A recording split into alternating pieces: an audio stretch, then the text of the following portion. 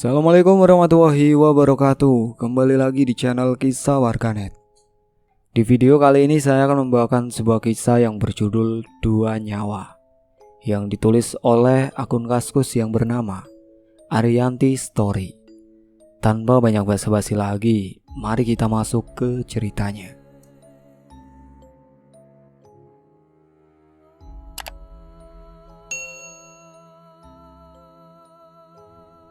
Kisah ini tentang perjuangan wanita hebat dan orang-orang di sekitarnya yang menginginkan dua nyawa terselamatkan. Walau akhirnya takdir berkata lain. "Ri, tolong tante Ri," ucap ibu temanku sambil menggenggam erat tanganku. "Tolong bujuk Vita agar mau menggugurkan kandungannya," sambung ibu temanku yang kupanggil tante. Beliau memohon dan menatap tajam juga sendu ke arahku. Aku hanya mampu menatap balik mata itu sepersekian detik. Setelah itu pandanganku kembali pada genggaman tangan yang berada di pangkuanku. Permohonan yang berat menurutku. Mana mungkin aku sanggup. Berat, betul-betul berat. Karena kandungan itu yang diharapkan Vita. "Ri, tante mohon. Tante yakin Vita mau ikutin omongan kamu. Karena selama dekat dengan kamu, tante lihat Vita selalu ikutin saran dan nasihat dari kamu. Jadi tante berharap kamu bisa bujuk Vita, Ri." Aku tatap mata tante sebentar, lalu berpaling menatap ujung lorong rumah sakit, mencoba mencari jawaban. Haruskah aku mengiyakan atau mendukung Vita untuk mempertahankan kandungannya? Entahlah, aku benci situasi ini. Dengan berat hati aku menyetujui permintaan ibunya Vita. Sambil menunduk aku bilang akan berusaha membujuk Vita, walau aku gak yakin itu akan berhasil. "Iya tante, insya Allah nanti Rianti coba bicarain ke Vita ya." "Makasih ya Ri, makasih," ujar tante dengan menitikkan air mata. Begitupun aku. Aku punya teman, Vita namanya. Kita bekerja di perusahaan yang sama, hanya saja karena kita beda divisi, jadi aku gak kenal dengan Vita. Sampai ketika aku dimutasi di divisi tempat Vita tugas. Di situ aku mulai kenal Vita. Vita cantik. Kalian tahu artis Citra Kirana? Yaps, persis sekali dengan artis itu. Cantik, elegan, tinggi, ramping, semampai. Tutur bahasanya lemah lembut. Bahkan saat tertawa pun dia tetap terlihat elegan. Gak pernah terbahak-bahak. Perfect menurutku. Berbanding kebalik sama aku, bagai langit dan bumi. Tapi entah kenapa Vita nyaman sama aku, dan aku pun juga nyaman berteman dengan dia. Vita sudah bersuami, sementara aku belum pada saat itu. Jadi bisa dilihat ya, siapa yang laku duluan. Padahal Vita usianya 25 tahun, 2 tahun di bawahku. Kembali ke Vita. Jadi di divisi ini kerjaan aku itu harus nunggu kerjaan Vita dulu. Kalau Vita telat setor kerjaannya, aku juga bakal telat setor kerjaan aku ke kantor pusat. "Fit, invoice-nya udah beres belum?" Chat aku ke Vita. "Sebentar ya, lagi trouble nih," balas Vita. Karena jam sudah menunjukkan pukul 2 siang. Hanya tinggal 2 jam lagi waktu aku untuk menyelesaikan kerjaan aku. Dan rasanya gak mungkin kalau bakal selesai di jam 4 sore. Karena aku gak mau lembur, aku izin ke kepala divisi untuk ke gedung sebelah. Gedung tempat Vita bekerja. Setelah atasan aku izinin, aku langsung cus ke gedung sebelah dan menuju ruangan Vita. "Fit, trouble kenapa?" tanya aku setelah disuruh masuk dan duduk di depan mejanya. "Ini ada perubahan invoice karena beberapa quantity gak matching sama list di draft ini." Vita menyodorkan draft terbaru dari pusat. Duh, metong nih. Lembur lagi deh aku. Kebiasaan bedah pusat ngasih info itu dadakan dan minta buru-buru terus. Keluh aku. Vita ketawa tanpa suara, cuma nyengir, memperlihatkan gigi indahnya yang berjejer rapi. Gak kayak aku, King Sul. Aku mulai bantu Vita. Cross-check invoice-invoice yang dia buat. Aku cross-check terbilangnya, tanggalnya, kuantitinya. Aku bantu stempel juga. Semua yang bisa aku lakuin untuk bantu Vita, juga untuk aku biar gak lembur. Disitulah aku mulai akrab dengan Vita. Bahkan kedekatan kita udah bukan sebatas kerjaan. Kita sering makan siang bareng, weekend bareng. Lama-kelamaan Vita sering curhat soal rumah tangganya. Curhat tentang ibu mertuanya juga suaminya. Vita tinggal bersama orang tua suaminya, alias mertuanya. Keluarga suaminya itu orang terpandang, pendiri yayasan salah satu sekolah terbesar di kotaku. Tapi sayang, apa yang aku lihat di luar berbanding terbalik dengan isi dalamnya. Ibu mertuanya ucapannya kasar banget. Bapak mertuanya sudah meninggal. Sementara kalau di luar ibu mertua Vita ini berwibawa sekali. Tuturnya juga terjaga. Kenapa aku tahu? Karena dulu waktu ada acara santunan yatim piatu, kebetulan aku dan beberapa teman lain mewakili kantorku untuk datang menghadiri undangan dari yayasan itu. Tapi pas di rumahnya, Allahu Akbar, ibu mertua Vita kalau marah itu persis orang yang tidak berpendidikan. Awalnya aku berpikir Vita yang terlalu dibawa perasaan, karena dia kan orangnya pendiam. Sampai akhirnya aku menyaksikan sendiri gimana mertuanya. "Vita!" teriak ibu mertuanya yang baru saja keluar dari kamar. "Kamu ngapain sih? Itu kucing masuk. Kamu buta apa? Drakor aja kerjaan kamu. Tolol kamu." Maki ibu mertua Vita yang gak menyadari kehadiran aku di rumah itu. Karena sewaktu aku datang, ibu mertua Vita di kamarnya, dan aku pun masuk kamar Vita. Vita kalau di rumah suka banget nonton drakor, jadi disangkanya lagi nonton drakor di kamar.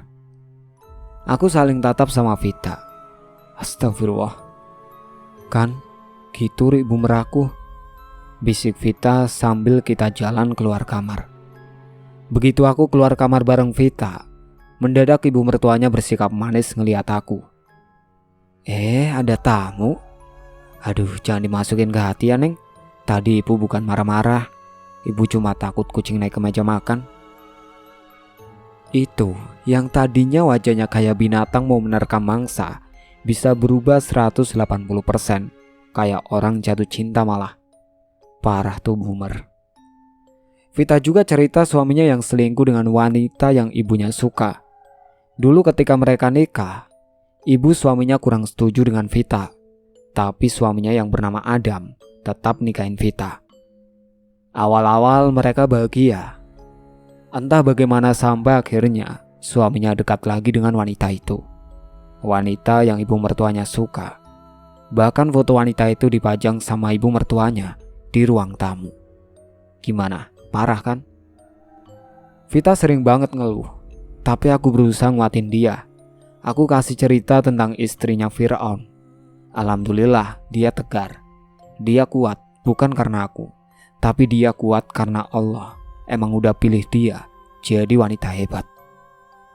Oh iya, Vita punya kebiasaan berdehem. Mau habis ngomong kek atau gak ngomong sama sekalipun, jeda beberapa lama pasti berdehem. Katanya sih seperti ada lendir di lehernya. Dan Vita sering banget sakit radang.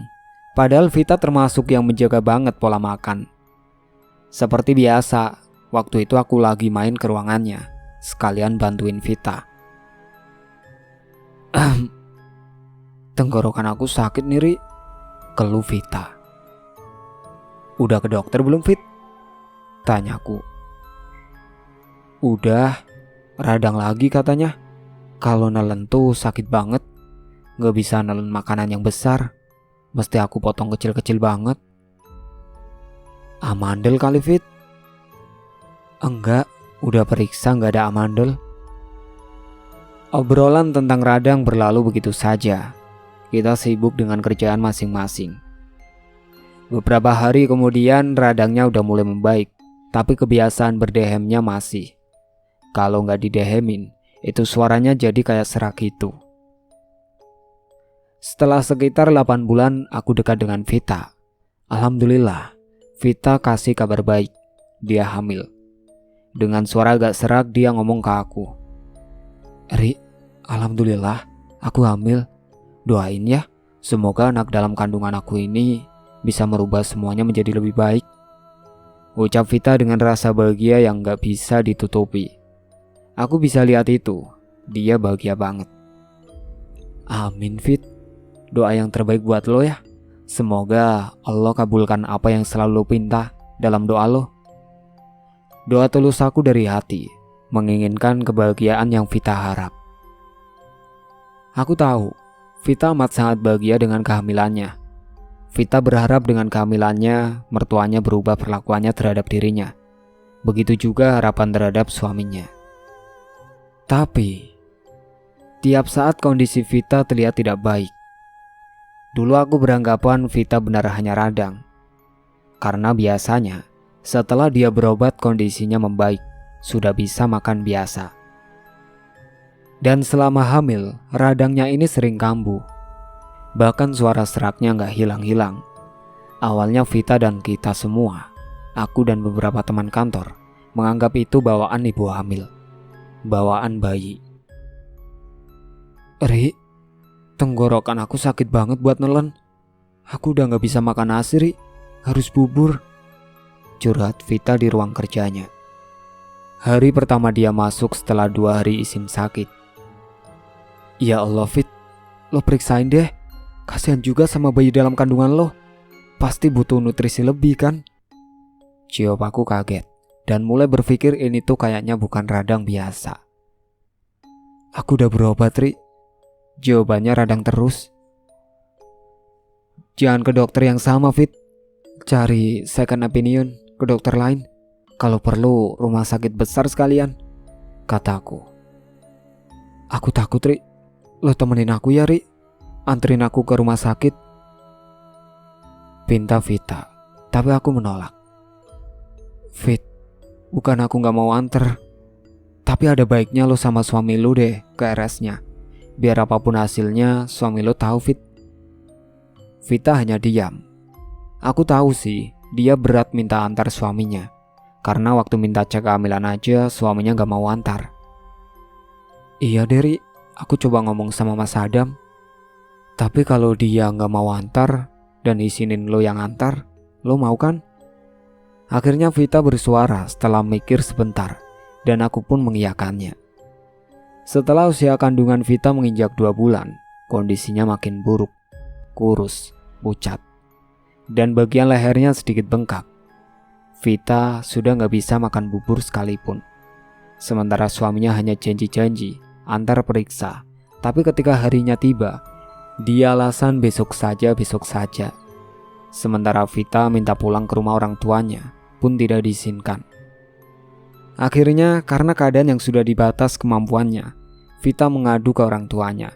Vita minta untuk dijemput di rumah ibu mertuanya. Vita minta orang tuanya yang bicara langsung minta izin. Untuk sementara, Vita tinggal di rumah orang tuanya. Selama ini, Vita dilarang sering pulang ke rumah orang tuanya oleh mertuanya. Padahal jarak antara rumah ortu Vita dan mertuanya hanya 15 menit. 5 menit kalau dari rumah aku, deket banget kan? Tapi mertua Vita gak setuju. Vita harus tetap tinggal di rumah mertuanya dan janji akan memaksa anaknya Adam untuk antar periksa. Akhirnya suaminya, Adam, mengantar Vita untuk melakukan pemeriksaan lebih detail. Dilakukan endoskopi dan setelah beberapa hari menunggu hasilnya, Vita dan suaminya kembali ke rumah sakit tersebut dan hasilnya benar-benar di luar dugaan. Vita didiagnosa terjangkit kanker tenggorokan stadium 3. Ya Allah Fit, sabar ya. Aku yakin lo wanita hebat, wanita kuat. Aku yakin lo bisa melalui semua ini, Fit. Ujar aku setelah Vita menceritakan hasil pemeriksaannya di rumah sakit terbesar dan terbaik di kotaku. Jujur, aku udah mau nangis sebetulnya. Ya Allah, stadium 3. Pantas saja sampai gak bisa telan nasi. Tapi aku coba tegar di hadapan Vita, karena aku juga gak mau Vita ikutan down. karena gak ada yang kuatin dia. Tapi aku dan Mas Adam mau ke kota Bir. Aku mau negasin diagnosa lagi di sana. Doain hasil yang di rumah sakit ini gak bener ya, Ri, kata Vita dengan suara seraknya. Iya, suara serak itu yang 3 bulan lalu terjadi belum hilang hingga saat ini. Tapi aku gak mau matain semangatnya. Lakukan, Fit. Lakukan apapun yang menurut lo baik. Jangan lupa, ada Allah yang selalu ngejaga lo. Ada Allah yang selalu kasih lo kekuatan. Bismillah ya, Fit, ucap aku sambil memeluk Vita. Vita menangis. Aku biarkan dia menghabiskan air matanya di bahu aku. Dan aku sesekali mengusap air mataku yang ikut jatuh. Berusaha mungkin untuk tidak ada isakan yang terdengar oleh Vita. Aku mau jadi penguat buat dia. Jadi pegangan dia. Aku harus lebih kuat dari Vita. Dan setelah diagnosa itu keluar, Vita dibawa paksa sama orang tuanya untuk tinggal di rumah orang tuanya. Walau ibu mertuanya tidak setuju, tapi karena suaminya Adam izinkan, jadi Vita langsung dibawa pulang ke rumah orang tuanya. Setelah keadaan mulai membaik, aku pamit balik ke ruangan aku dengan membawa beberapa invoice yang udah ditandatangani atasan Vita. Baru juga aku input beberapa invoice. Aku denger ribut-ribut di luar. Oh iya, gedung kerja aku sama gedung kerja Vita itu cuma terpisah beberapa meter saja. Di lahan pemisahnya itu dipakai parkir 4 mobil untuk para kepala bagian. Dan posisi pintu gedung kerja terbuat dari kaca. Otomatis aku bisa ngeliat ke arah luar. Pak Asep, panggil Pak Asep. Mobil Pak Joko aja. Telepon ambulan kantor aja. Buruan, cepat, cepat. Riuh aku terdengar samar-samar orang di luar. Aku yang penasaran ada apa, nengok ke samping, persis ke arah pintu gedung kantor Vita. Di sana aku lihat ramai orang-orang lagi menggotong seorang wanita. Pikiran aku langsung menuju ke Vita. Langsung aku lari keluar. Kepala bagian dan beberapa karyawan lain di ruangan aku pun sama. Mereka juga berlari menuju pintu keluar, sambil pandangan kita seolah bertanya, ada apa? Kenapa? Benar aja, begitu aku dekati itu Vita. Dia pingsan, katanya setelah batuk-batuk, tersedak minuman jus. Aku kacau waktu itu. Kerjaan aku ditunggu kantor pusat. Tapi di sisi lain, aku mau dampingin Vita. Aku kabarin ibunya Vita. Setelah disepakati, akhirnya Vita dibawa ke rumah sakit yang pernah memvonis Vita kanker tenggorokan. Memakai ambulan kantor, juga didampingi dokter perusahaan. Agak lega aku, setidaknya Vita aman. Aku balik ke ruangan. Aku ngebut ngerjain kerjaan aku. Aku mau nyusul Vita ke rumah sakit. Jam 3:30 sore kerjaan aku beres. Sementara jam pulang normal aku itu jam 4. Setelah nyodorin berkas yang mesti ditandatanganin kepala bagian aku minta izin pulang. Aku bilang aku mau nyusul Vita ke rumah sakit. Alhamdulillah, kepala bagian aku baik banget. Aku diizinin. Beruntungnya dulu absen aku masih pakai time card. Bisa titip buat absen saat pulang. Kalau sekarang udah pakai fingerprint. Gak mungkin aku potong jempol aku buat bisa diabsenin orang lain. Setelah dapat info Vita dirawat di ruang mana, aku langsung meluncur ke sana. Waktu itu belum ada wabah COVID. Aku ke sana sama salah seorang teman Vita juga yang seruangan sama Vita. Namanya Ninda. Di perjalanan menuju rumah sakit, aku tanya sama Ninda, apa yang terjadi sama Vita sebelum pingsan. Sebaliknya ke ruangan lo, Vita tuh kelihatan lemes banget. Senderan di bangku sambil ngelus perutnya. Terus Vita ke pantry. Di sana kedengeran seperti ada benda jatuh pecah. Terus dengar Vita batuk-batuk. Kita semua lari ke sana. Vita udah pucat. Senderan di bawah dekat lemari dapur. Kelihatan susah payah bernafas. Kelihatan juga air matanya. Setelah dipapa untuk kembali ke ruang kerja, Vita pingsan. Jadilah aku dan beberapa yang papa Vita teriak-teriak minta tolong. Selanjutnya seperti yang lo lihat tadi. Jelas Nida panjang lebar. Aku nangis, aku gak kuat. Aku inget banget Vita pernah bilang, pengen bisa makan tumis cumi buatan aku. Ri, kalau nanti aku udah bisa nelen, tolong bikinin aku cumi tumis pete ya. Kangen aku sama masakan lo, enak. Begitu pintanya. Sampai detik ini, jangankan cumi, sebutir nasi pun Vita gak sanggup telan. Pasti dia kesiksa. Dia berjuang bukan cuma untuk dirinya, tapi juga untuk bayi dalam kandungannya. Dia pasti lapar banget, tapi gak ada yang bisa dia makan selain juicy atau bubur bayi yang diancarkan. Berkali-kali aku menggelengkan kepala. Ya Allah, cabut penderitaannya ya Allah. Kenapa wanita sebaik dia, istri sesoleha dia, harus dapat ujian seperti ini? Kenapa bukan suaminya atau mertuanya yang mendapat siksa? Sesampainya di ruangan 304, aku dan Nida ngintip dari jendela kecil yang ada di pintu.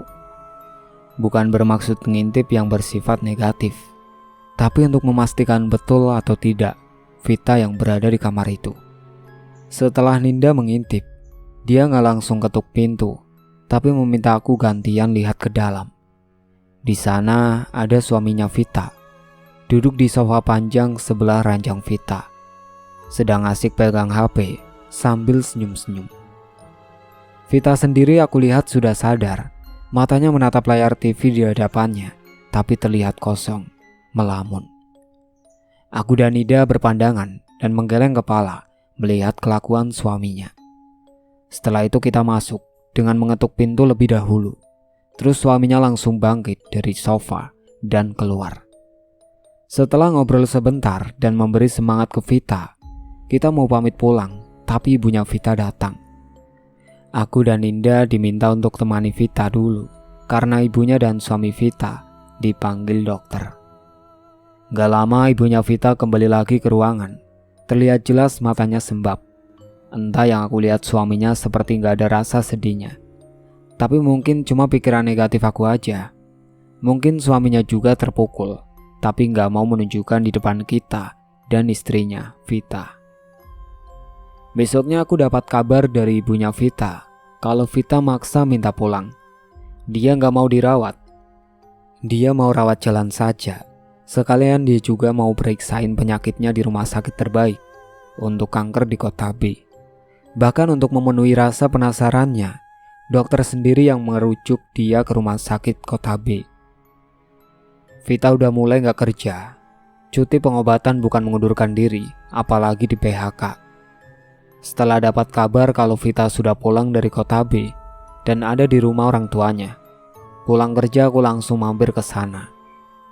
Dan saat itu aku ketemu sahabatnya Vita dari zaman mereka kuliah. Sebut saja Desi. Desi datang untuk memberi support ke Vita dan gak lupa nitip Vita ke aku, karena Desi tinggal di kota yang berbeda dengan kita. Aku lihat Vita tegar banget, sangat tegar. Aku yakin dia sakit, dia lapar, dia tersiksa, tapi dia tetap tersenyum. Di kamar aku cuma berdua sama Vita. Aku tanya gimana hasil pemeriksaan di kota B. Gimana Fit kondisi lo? Hasilnya bagus kan Fit? Ini buktinya lo bisa pulang kan? Kalian tahu, begitu Vita ngomong, suaranya udah gak ada. Bukan bisik-bisik, tapi memang gak ada suaranya. Jadi seperti orang menggerakkan mulut tanpa suara. Dia menunjuk lehernya yang semakin bengkak. Iya Ri, aku kena kanker. Aku dengan seksama melihat pergerakan bibirnya, karena terkadang gak jelas dia bilang apa. Ini leher aku bengkak karena kankernya udah menjalar ke saluran pernafasan dan tenggorokan aku. Itu yang bikin aku gak bisa nelen. Vita menjeda ucapannya, menahan isak. Dia berusaha mengambil tisu di meja samping dia. Buru-buru aku ambil tisu itu dan aku lap air matanya. Tenang Fit, kalau lo berat, gak usah lo ceritain ke aku. Apapun itu aku yakin lo kuat. Lo bisa lewatin ini. Vita menggeleng, menarik nafas perlahan. Dokter bilang aku harus di kemo dan leher aku harus dibolongin, Ri. Pecah sudah tangis Vita, aku pun sama. Gak ada yang mampu aku ucapkan. Aku cuma mampu ngomong dalam hati. Ya Allah, sembuhkan, sembuhkan. Turunkan mukjizat-Mu ya Allah. Seperkian menit aku dan Vita hanya saling menggenggam, seolah Vita meminta kekuatan dan aku meyakinkan dia kuat. Aku gak mau, Ri, kalau leher aku dibolongin. Apalagi kalau aku kemo. Aku harus gugurin kandungan aku, Ri. Aku gak mau. Aku mau berjuang sampai usia kandungan aku 7 bulan, Ri. Doain aku bisa ya, Ri. Doain. Aku gak mampu menjawab. Aku cuma nganggukin kepala. Aku gak sanggup rasanya nahan sesak aku. Aku pamit ke Vita mau ke kamar mandi.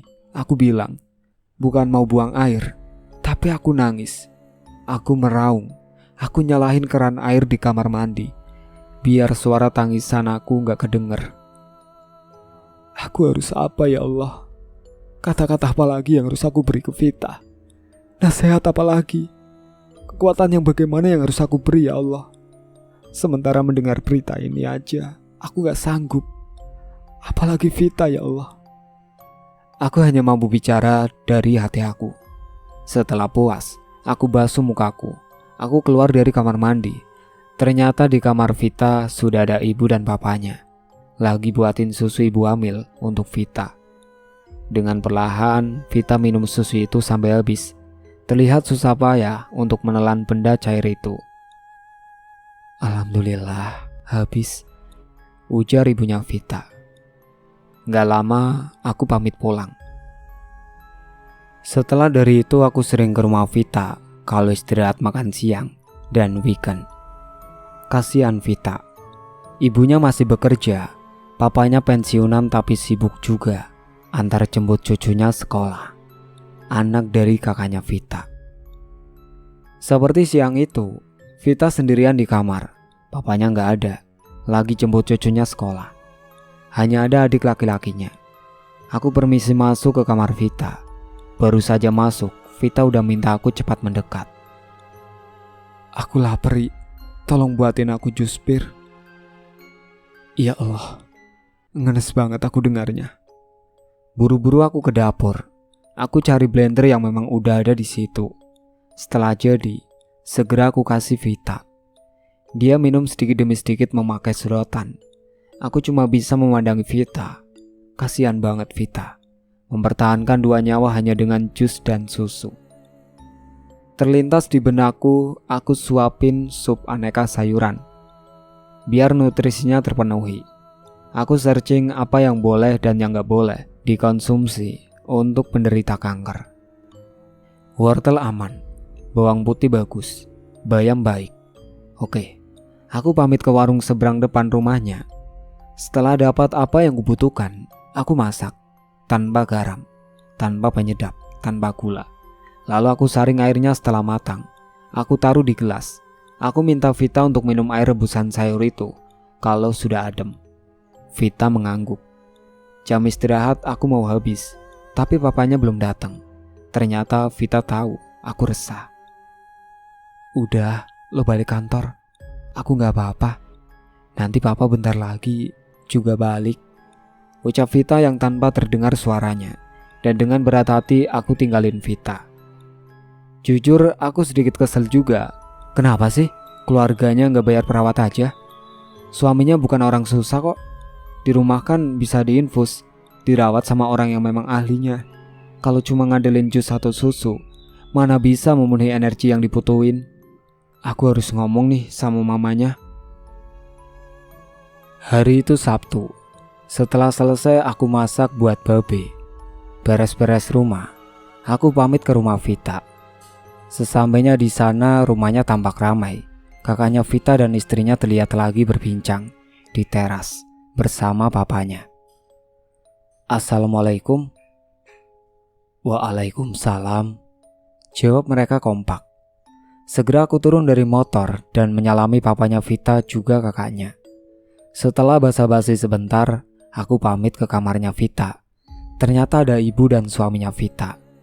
Biasa, lagi mainan HP suaminya. Karena sungkan aku gak jadi masuk, aku pamit lagi keluar, disusul sama ibunya Vita.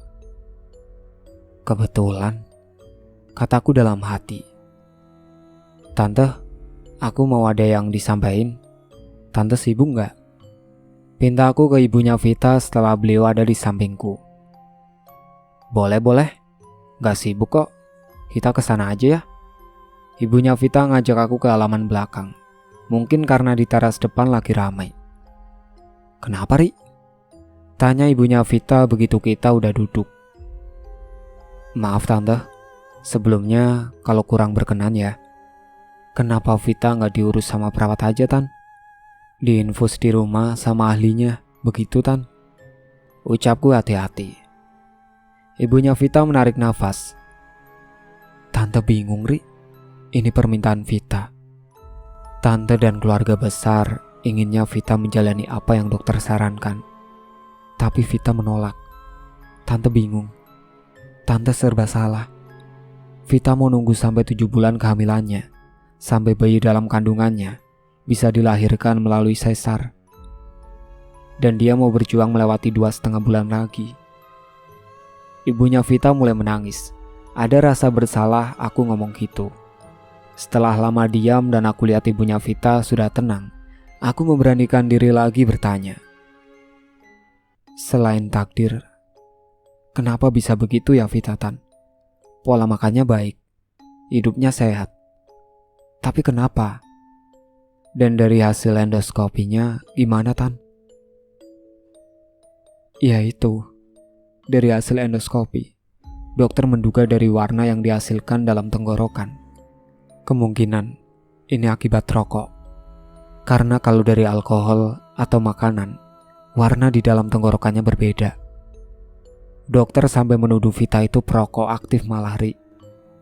Ibunya bilang gitu, aku jadi ingat. Vita pernah curhat suaminya kalau ngerokok itu gak kenal tempat. Di dalam rumah, bahkan di dalam kamar pun suami tetap merokok. Waktu itu aku nanya Vita yang lagi kambuh radangnya. Elo radang terus Fit? Minum es ya enggak, makan gorengan juga enggak. Tahu nih, apa karena asap rokok suami aku ya Ri? Kadang di kamar tuh ngebul sampai perih hidung dan tenggorokan aku. Begitu Vita bilang. Tapi aku gak ada niat untuk menyampaikan itu ke ibunya Vita. Aku takut malah memperkeruh suasana. Terus tante bilang apa? Aku berani jamin Vita bukan perokok. Iya, tante juga meyakinkan dokter begitu. Tapi Adam diam aja. Mungkin dia merasa bersalah suka merokok sembarangan. Ternyata ibunya Vita juga tahu kebiasaan Adam menantunya. Waktu Vita gak lama lagi, Ri. Dokter bilang paling lama 3 bulan lagi. Stadium 3 dan lagi hamil. Tanpa tindakan apa-apa. Karena Vita bersikeras gak mau menggugurkan kandungannya. Itu yang membuat tante juga pasrah.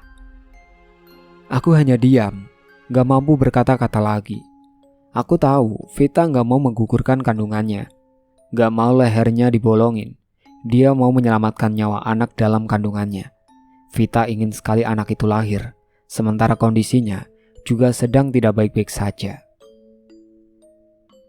Siang itu seperti biasa aku ke rumah Vita. Sesampainya di sana sudah ada Desi sahabat Vita. Papanya Vita ada di teras. Masuk, Ri.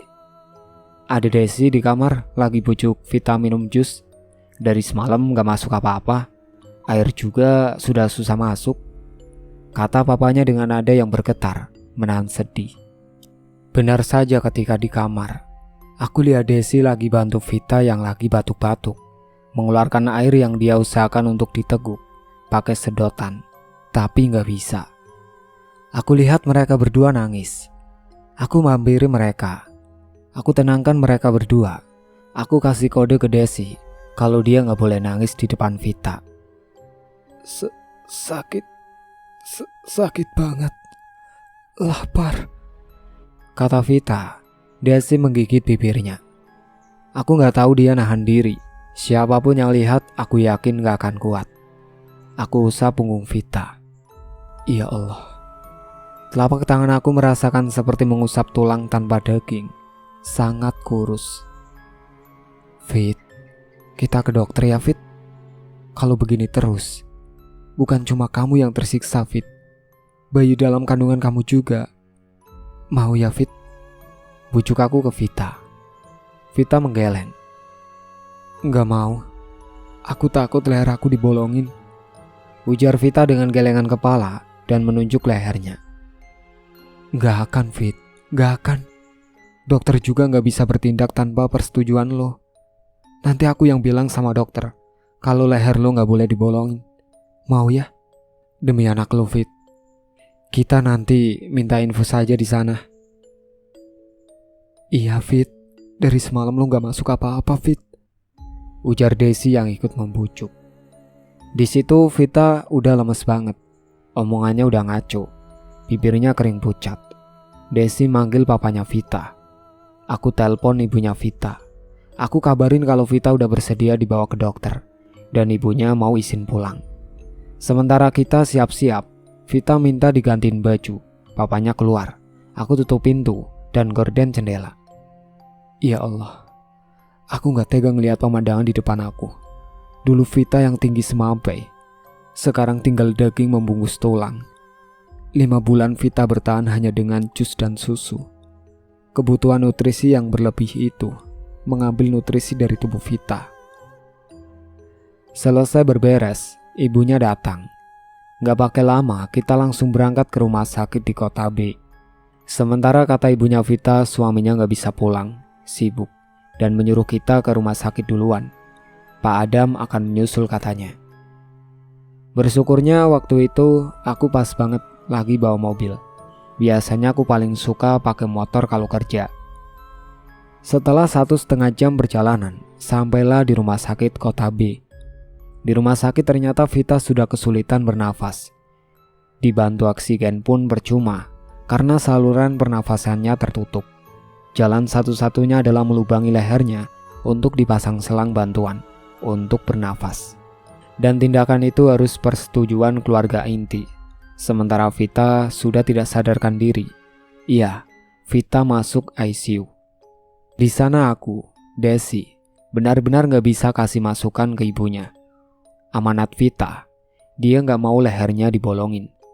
Tapi hanya itu salah satu ikhtiar menolong nyawanya Vita, juga nyawa bayinya. Menurut dokter tidak ada pilihan lain selain dilakukan tindakan pembolongan lehernya. Pilihan yang gak mudah buat aku dan keluarga. Belum juga mendapat kesepakatan, ada informasi dari ruang ICU kalau Vita kritis. Tindakan harus segera dilakukan atau pasrah. Aku dan Desi cuma bisa diam. Ibunya Vita telepon suaminya Vita. Dam, Vita kritis Dam. Kata dokter jalan terakhir harus dilakukan pembolongan di lehernya Dam. Gimana Dam? Mama dan Papa gak bisa memutuskan Dam. Oke kalau begitu Dam. Ibu Vita menutup telepon, lalu berkata, Adam setuju dilakukan tindakan pembuatan bantuan pernafasan melalui leher.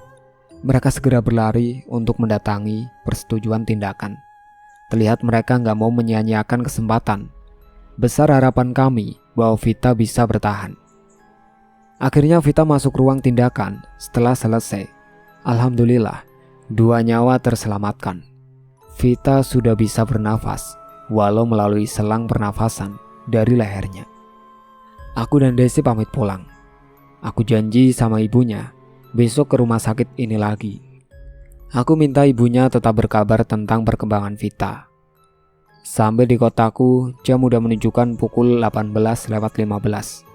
Buru-buru aku ke kantor menyelesaikan tugas yang terbengkalai. Kepala divisi aku ternyata masih ada, nungguin aku. Waktu perjalanan ke rumah sakit di kota B tadi, aku menyempatkan WhatsApp ke kepala bagian aku kalau aku izin mendadak ke rumah sakit nganter Vita dan akan balik lagi ke kantor ngerjain tanggung jawab aku.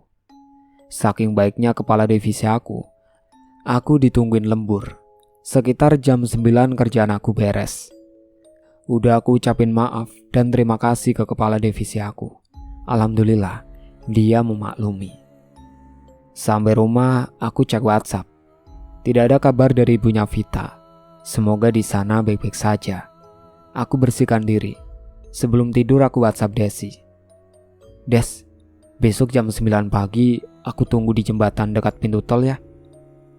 Hari ini Sabtu, aku libur. Biasanya kalau libur gini, setelah sholat subuh aku malas-malesan. Bahkan bisa tidur lagi. Tapi kali ini aku gak tidur lagi. Karena ada janji mau ke rumah sakit di kota B. Aku langsung masak buat Babe. Sengaja agak banyak biar cukup untuk Babe makan sore. Aku cek WhatsApp gak ada chat dari ibunya Vita. Alhamdulillah ya Allah, berarti kondisinya baik, ujar aku dalam hati. Jam 8:30 Desi udah telepon aku, ngabarin kalau bus yang dia tumpangi udah mau keluar tol. Aku pamit ke Babe. Buru-buru aku ke jembatan dekat pintu tol. Dari rumah aku paling 5 menit naik mobil. Sampai di sana bener, Desi udah nunggu aku. Dia langsung masuk ke mobil aku. Enaknya rumah sakit di kota B ini lokasinya gak jauh dari tol. Jam 10 aku udah sampai rumah sakit.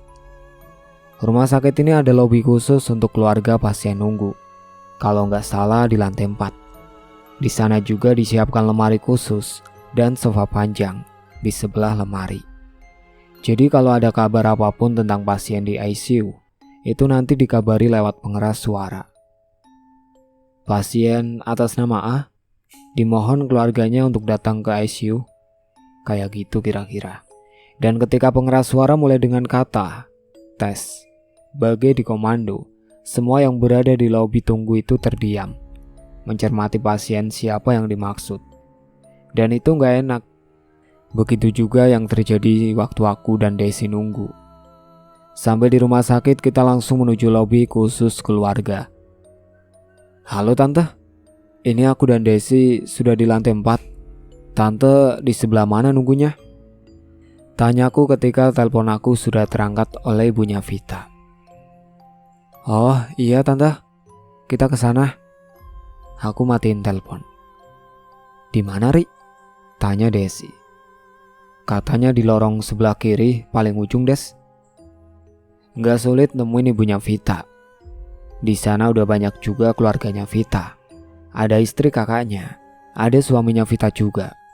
Satu yang bikin aku heran, ibu mertua Vita dari awal Vita sakit gak pernah papasan atau ketemu dia jenguk Vita. Tapi tanya itu cuma aku simpen dalam hati. Aku gak mau suzon. Barangkali aja boomernya datang di saat aku gak ada.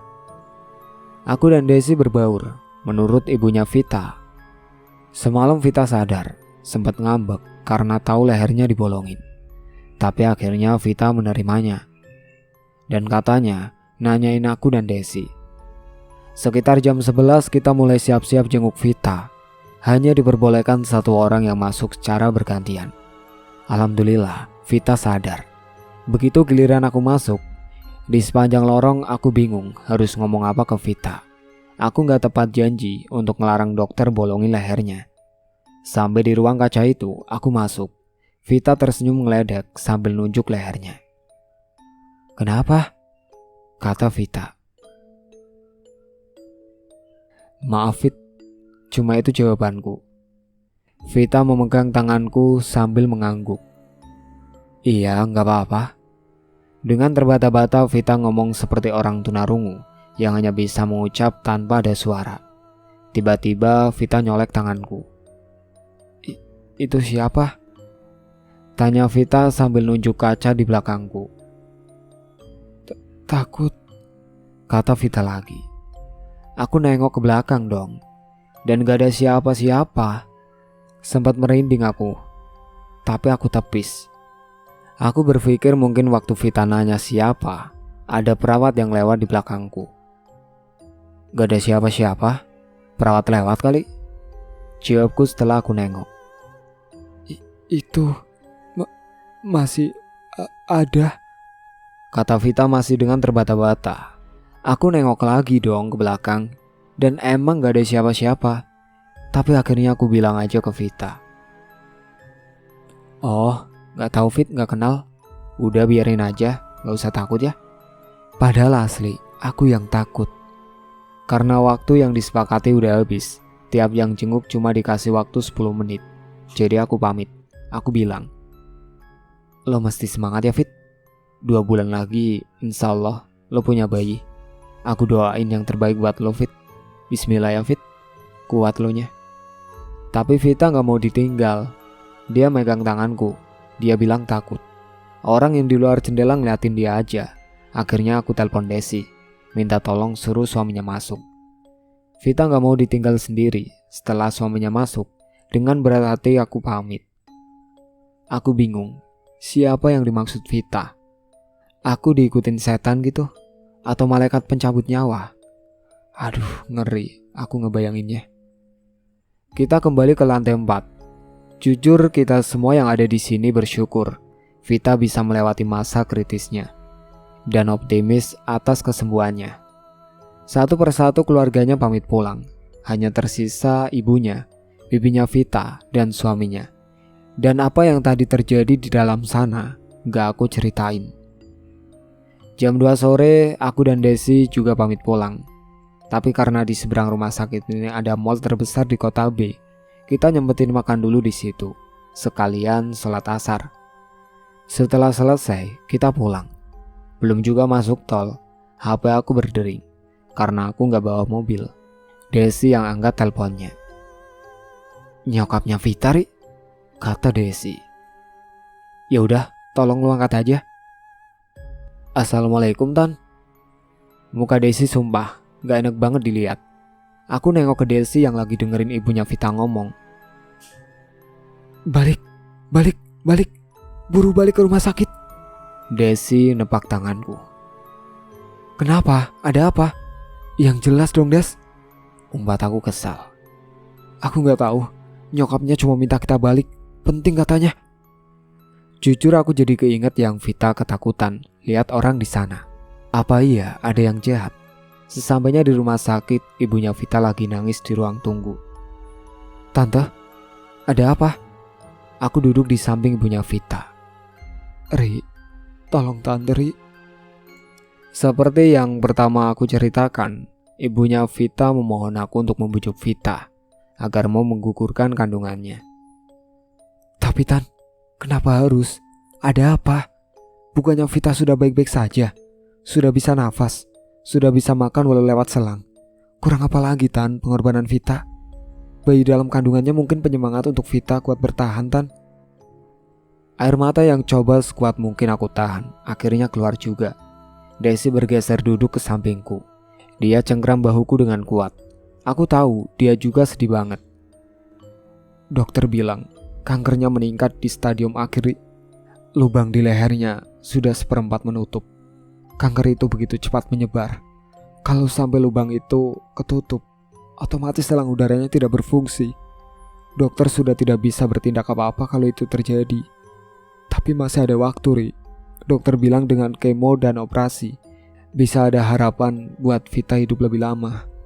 Syaratnya bayi dalam kandungannya harus digugurkan dulu. Dan lagi kata dokter, bayi dalam kandungan Vita perkembangannya juga tidak sesuai dengan usia kandungannya, Ri. Ya Allah ya Rob. Aku senderin badanku di sofa, mencoba mengatur nafas agar tetap tenang. Walau bulir-bulir air mata aku jatuh tanpa isak. Hati dan pikiranku bergulat antara ingin membujuk Vita atau meminta orang tuanya pasrah. Aku tahu Vita, bayi dalam kandungannya sangat berharga buat dia. Penyemangat hidupnya. Kalau bayi itu tidak ada, apa Vita kuat nanti jalanin keadaan dia yang seperti itu kondisinya? Vita pernah bilang alasan kenapa dia gak mau lehernya dibolongin. Nanti aku gak menarik lagi di mata suami aku. Walau sambil tertawa Vita bilang gitu, tapi aku paham maksudnya. Dia sempurna aja. Dia gak sakit aja. Suaminya masih ada main dengan wanita lain. Bagaimana kalau kondisi dia nanti seperti itu? Tiba-tiba ibunya Vita ngomong lagi. Tante juga gak mau, Ri. Tante juga berat. Tapi Tante pengen anak perempuan Tante satu-satunya bisa hidup lebih lama, Ri. Tante mau berhenti kerja. Tante mau ngurusin Vita. Tante mau tebus waktu Tante yang lalu-lalu. Tante terlalu sibuk bekerja sampai Tante gak tahu anak Tante sendiri kena kanker. Tolong Tante Ri, tolong. Mohon ibunya Vita. Jam 6 malam adalah jam besuk kedua. Masih ada waktu setengah jam lagi untuk aku meyakinkan diri. Ibunya Vita menyambut tamu sanak keluarga yang berdatangan ingin membesuk. Tapi ibunya Vita melarang semuanya besuk ke ICU. Dengan alasan Vita lagi tidak bisa diganggu. Des, aku berat nyampainnya. Aku gak tega, Des. Lo aja Des yang ngomong. Gak sanggup aku kayaknya. Jangan gitu, Rik. Kita semua di sini juga gak ada yang tega. Tapi mungkin ini jalan terbaik, Rik. Lebih baik kehilangan satu nyawa dan daripada kehilangan keduanya. Anak kan nanti bisa Allah kasih lagi, Rik. Yang penting keselamatan Vita aja dulu. Mendengar ucapan Desi, aku sepertinya punya kekuatan untuk mengambil keputusan. Jam besuk tiba. Ibunya sebagai keluarga inti masuk lebih dulu ke ruang ICU. Aku menunggu pintu ICU dibuka untuk kunjungan. Masuklah aku. Ke pasien siapa, Bu? Tanya penjaga di sana. Vita Ayuning Tias. Oh iya, silakan masuk. Silakan dipakai baju hijau ini dan name tag pengunjungnya digantung di leher ya. Setelah aku pakai baju hijau itu, aku langsung masuk ke ruangan Vita. Di sana Vita lagi ngobrol sama ibunya. Menurut aku, wajah Vita udah kelihatan beda. Entah auranya udah lain. Dia terlihat lemah. Aku pegang tangannya, gemuk tapi lembek. Ya Allah, infusnya kayaknya udah gak bisa diserap tubuh. Kataku di dalam hati. Ada sedikit keraguan aku untuk bujuk Vita. Tapi aku bingung gimana nyampein ke ibunya. Aku takut pradugaku salah. Aku berdiri di sebelah kiri Vita. Ibunya duduk di pojok sebelah kanan Vita. Baru aja aku sampai dan berdiri di sana, ibunya Vita ngomong.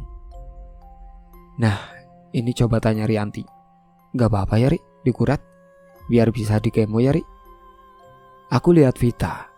Dengan lemah dia berganti nengok ke arahku. Iya, Fit. Kita bismillah ikhtiar. Mungkin ini jalan yang terbaik. Nanti kan kalau lu sembuh, bisa minta lagi sama Allah. Hening. Vita diam. Matanya menerawang ke atas. Fit, panggilku. Matanya balik memandang aku. Tangan kanan Vita yang penuh kabel itu bergeser lemah mencari tangan ibunya. Mereka saling menggenggam. Pandangan Vita beralih ke ibunya dan Vita mengangguk. Ibunya bangkit dari duduknya, mencium kening Vita.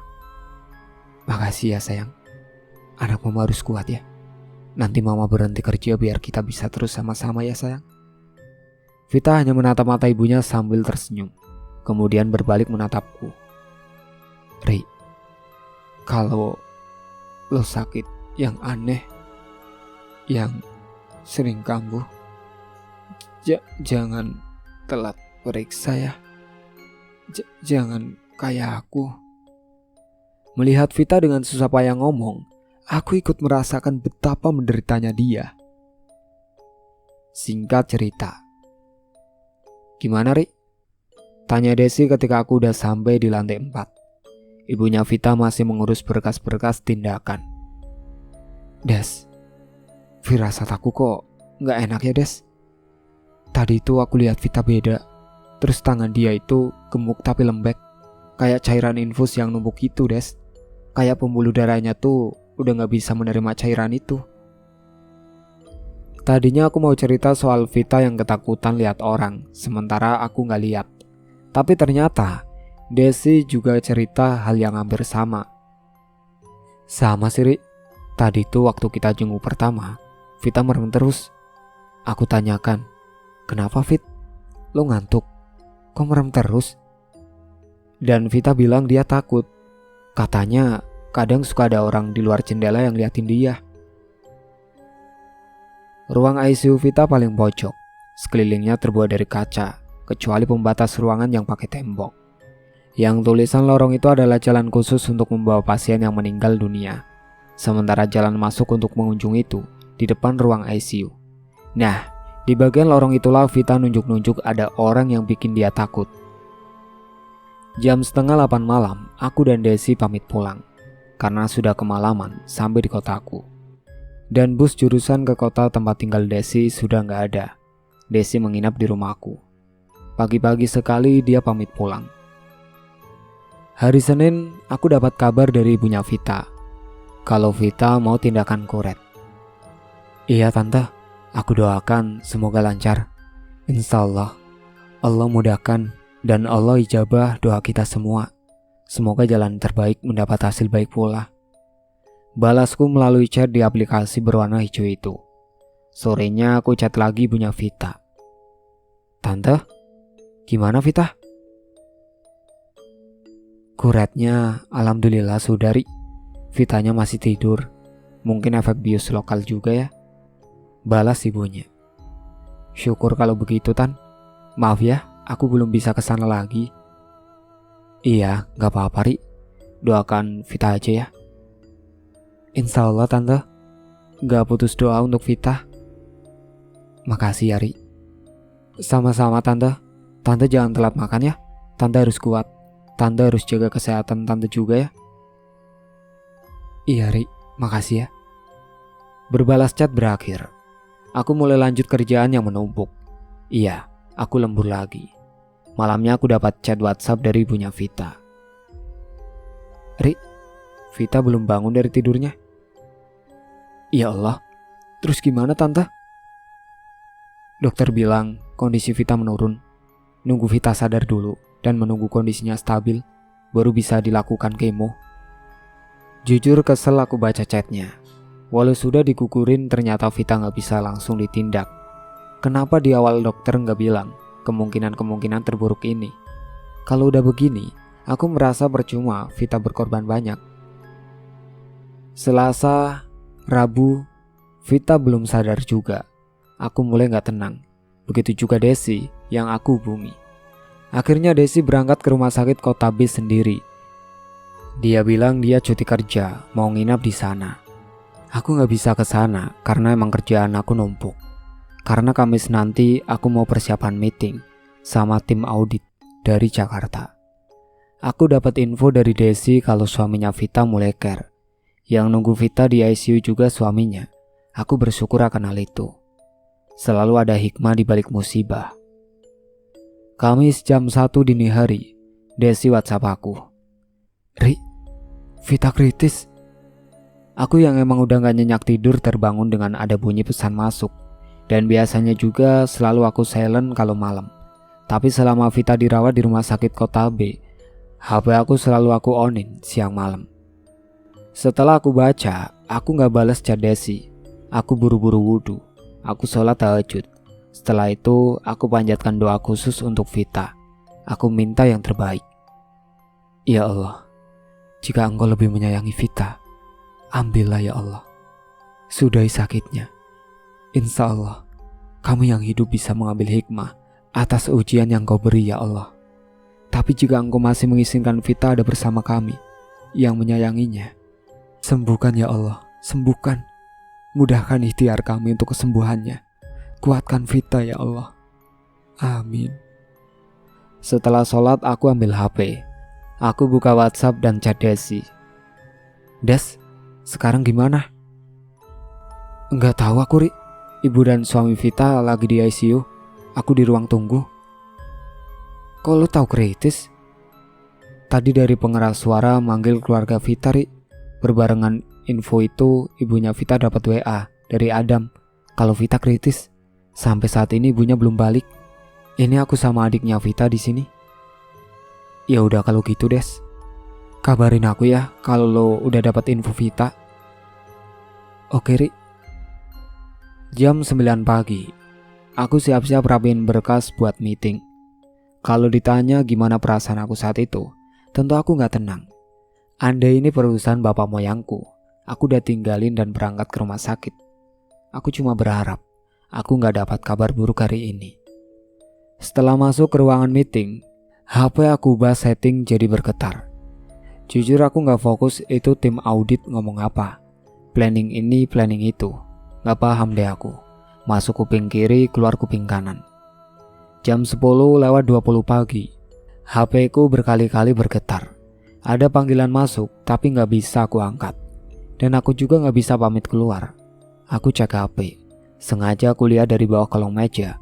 Tanganku bergetar melihat notif WhatsApp di layar HP dari Desi. Innalillahi wa inna ilaihi rajiun. Gak sanggup aku buka notif itu. Walau sisi hati aku meyakini itu kabar buruk yang Desi sampaikan mengenai Vita. Tapi aku masih berusaha untuk mengelaknya. Aku kantongin lagi HP aku.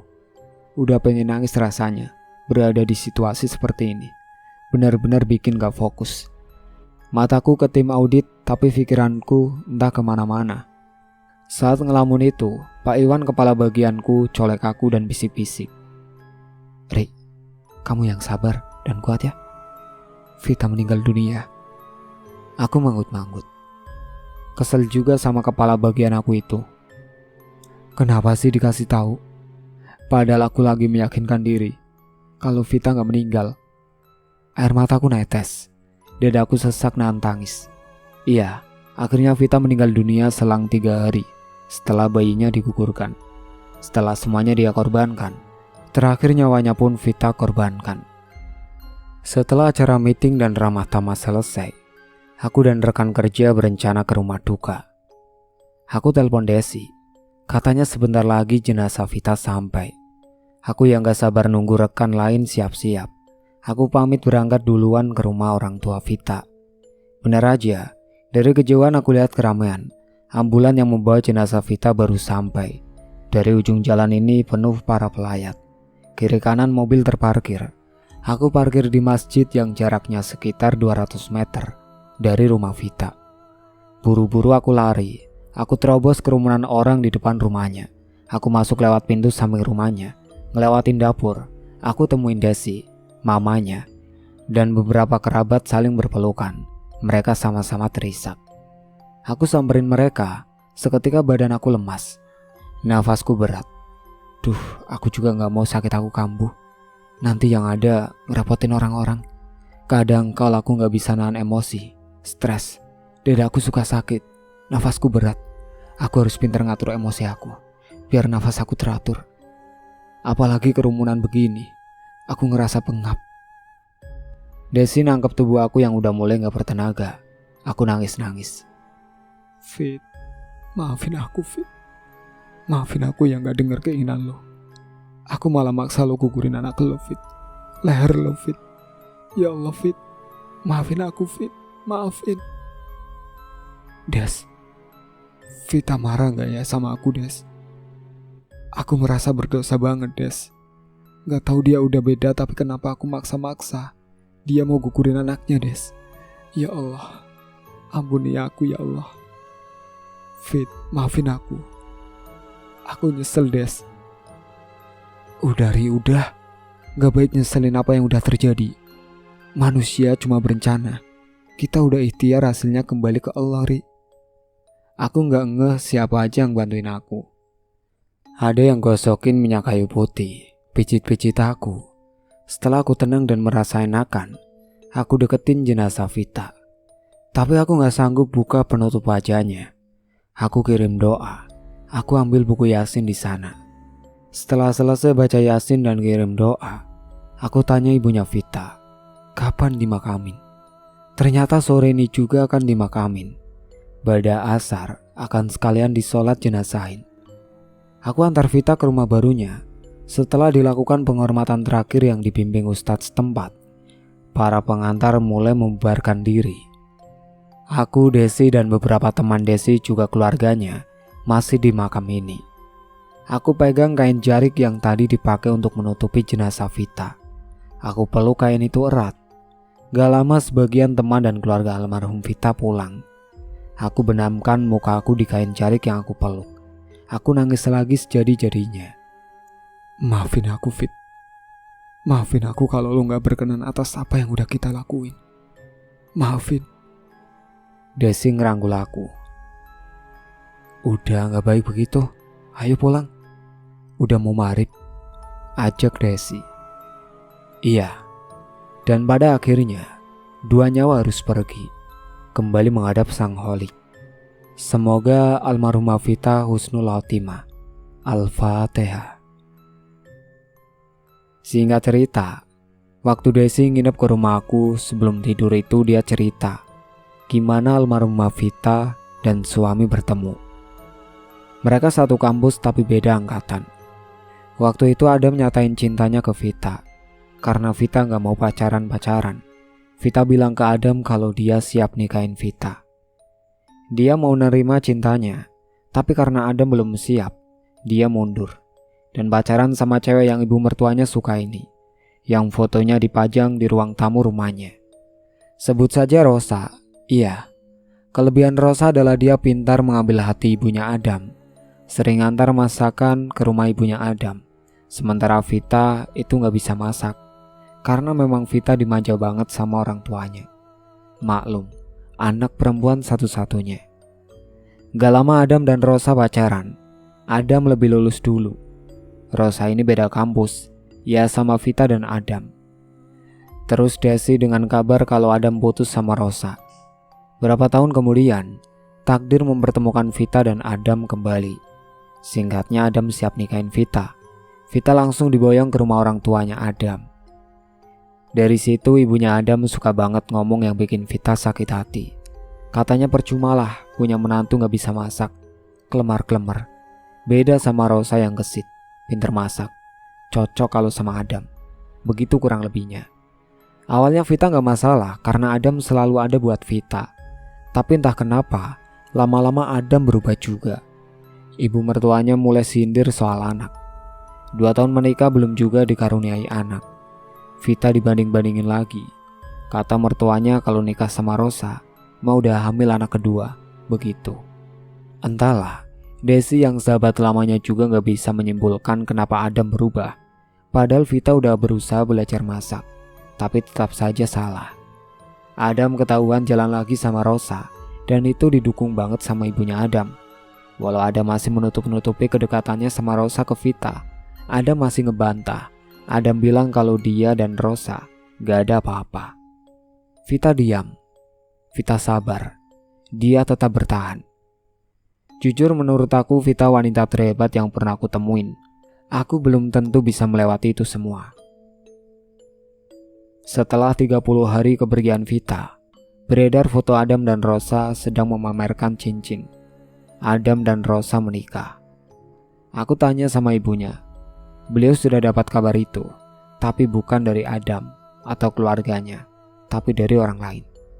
Ibunya Vita sempat kecewa, tapi gak bisa berbuat apa-apa karena itu haknya Adam. Setelah ditelusuri, kebetulan suaminya temen aku itu temen Adam ngetrail. Ternyata benar, Adam dan Rosa nikah, bahkan sebelum 40 hari kepergian istrinya. Soal ibunya Adam yang gak kelihatan batang hidungnya, ternyata benar. Aku gak seuzon. Emang ibu mertuanya itu gak ada hadir. Bahkan sampai Vita meninggal pun gak hadir. Diakui ibunya Vita memang ada masalah intern antara besan ini, tapi aku gak nanya masalah apa itu. Akhir kata, aku ucapin makasih buat kalian yang udah menyimak. Semoga ada pelajaran yang bisa diambil dari kisah 2 nyawa ini. Buang yang buruk-buruknya, ambil yang baik-baiknya. Mohon maaf dari aku. Semoga kita semua selalu dalam lindungan Allah Subhanahu wa taala. Amin. Wassalamualaikum warahmatullahi wabarakatuh.